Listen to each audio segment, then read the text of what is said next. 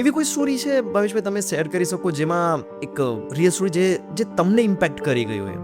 એક દીકરી અમારી પાસે લગભગ 6th થી ભણતી હતી અને 9th સુધી એનું જબરદસ્ત પરફોર્મન્સ હતું રિઝલ્ટ્સમાં, અને 10thના રિઝલ્ટમાં અમને ખબર પડી લાસ્ટમાં કે રિઝલ્ટ આવ્યા પછી કે આવું કેમ એમ અચરજ પામી જાવ. તમે કોઈ ટેલેન્ટેડ વિદ્યાર્થીનું રિઝલ્ટ નબળું જોવ તો અચરજ પામો, Yes. સ્વાભાવિક છે. 11th આવ્યું એનું, 11thમાં કોમર્સ રાખ્યું, કોમર્સ બાદ એનું રિઝલ્ટ આવ્યું અને આપણે કહીએ ને ચડાવ પાસ. મને 11માં ચડાવ પાસ થઈ અને ડાયરેક્ટ રિઝલ્ટ લઈને જ મારી પાસે આવી ઓફિસમાં અને કીધું કે sir I want to quit.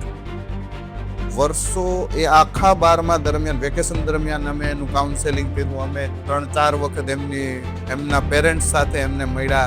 એમને એક્ઝામ શું છે, exam it's a question paper, Nothing else, correct. એટલે પ્રેશરના લીધે આ વસ્તુ થઈ. પ્રેશરને લીધે થાય. 12માની એક્ઝામ એણે અમારી જ સંસ્થામાં આપી અને 94% સાથે એણે ક્લિયર કર્યું. બસ સુપર. એટલે એક ગ્રાફ આપ્યો હતો, પેલા આ રીતના, પછી ડાઉનફોલ આવ્યું અને પાછું સારી રીતે. એટલે Pod Trip, the Gujarati podcast show.